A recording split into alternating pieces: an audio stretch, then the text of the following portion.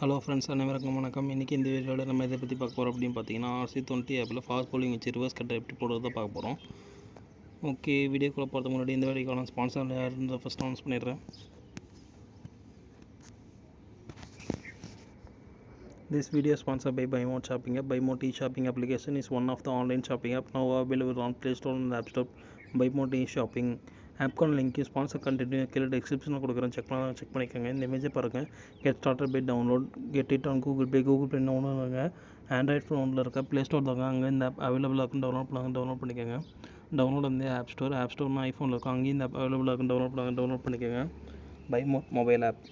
Okay, வாங்க வீடியோக்குள்ள போகலாம். RC20 ஆப் ஓப்பன் பண்ணிக்கிறேன். இதில் குயிக் மேட்ச் கொடுத்துக்கிறேன். பழைய மேட்ச் கண்டினியூவாக கேட்குது. நான் நோ கொடுத்துக்கிட்டு இந்த ரெண்டு டீமே இருக்கட்டும், ஈஸி மோட் இருக்கட்டும், 2 ஓவர் இருக்கட்டும், க்ரீன் பீச் இருக்கட்டும், ஸ்கிப் அண்ட் ரேஸில் இருக்கட்டும், மார்னிங் இந்த ஆஃப்டர்நூன் மாற்றிட்டு மெல்பர்ன் சூஸ் பண்ணிட்டு நான் ப்ளே கொடுக்குறேன். இதில் ஆல்ரெடி வந்து புவனேஸ்வர் இருக்கார்.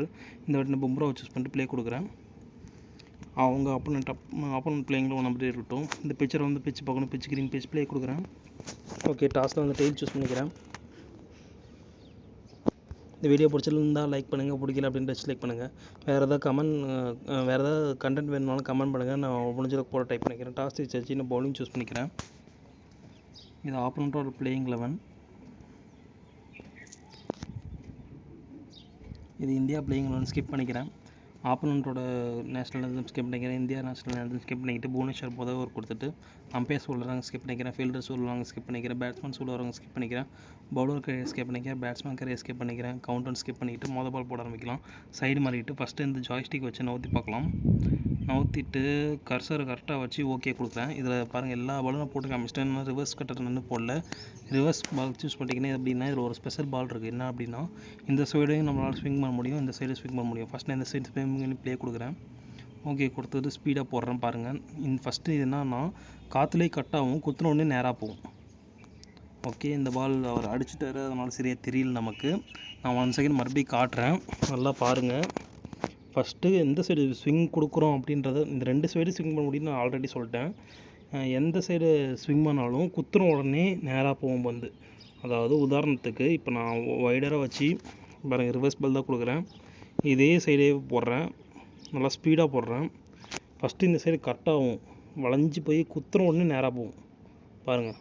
குத்தி வளையாமல் குத்துன உடனே நேராக போகும் வந்து. நிறைய 2Pயில் தான் பண்ணுவாங்க, அதாவது 2 vs 2ல் மல்டிப்ளேயரில். இப்போ இந்த சைடு ஸ்விங் பண்ணுறேன், நல்லா பாருங்கள். ஃபஸ்ட்டு இப்படி தான் கட் ஆகி குத்துன உடனே நேராக போகும். அங்கே பாருங்கள், ஒரு வச்சிட்டார் பேட்டை, குத்துன உடனே நேராக போய்டும் கைஸ்.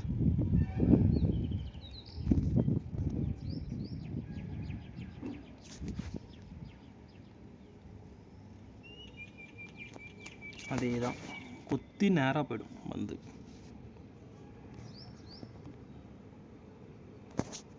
இவ்வளோ தாங்க ரிவர்ஸ் பால். இந்த பால் தான் மேக்ஸிமம் யூஸ் பண்ணுவாங்க எல்லோரும். தூக்கி அடிச்சிருக்காரு, கையிலே உட்காந்துருச்சு. ஓகே, ஒரு விக்கெட் எடுத்துறாரு புவனேஸ்வர்.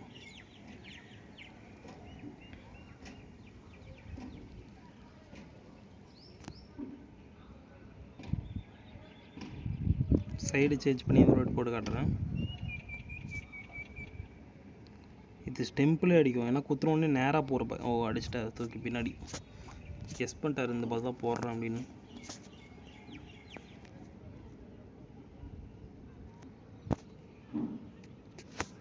ஓகே, புவி சூஸ் பண்ணிட்டு ப்ளே கொடுக்குறேன்.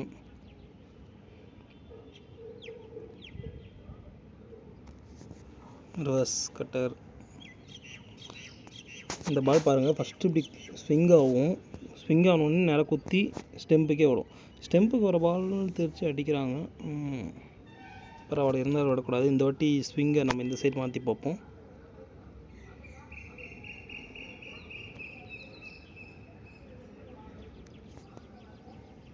எனக்கு ரொம்ப பிடிச்ச பால் இந்த ரிவர்ஸ் பால் தான் கைஸ்.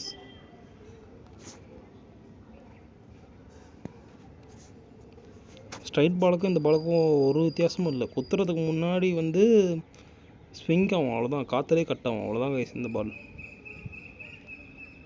நல்லா வெளியே இருந்து உள்ளே வரும். தூக்கி அடிச்சிட்டாரு. 6ஆ 4ஆ கொடுக்க போகிறாரு தெரியல, பேர் 6. ஓகே, இந்த வாட்டி யார்க்கர் வச்சு பார்ப்போம். யார்க்கர் வச்சா இன்ஸ்விங் அவுட் ஸ்விங் தான் கைஸ். இப்போ நம்ம வந்து இன்ஸ்விங் போடுறோம். ஏன்னா அது வந்து யார்க்கராக போயிடுது, நேராக உள்ள போய் இறங்கிடுது.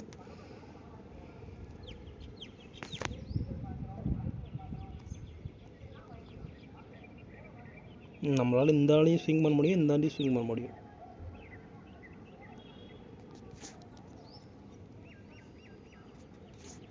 அவுட்டா?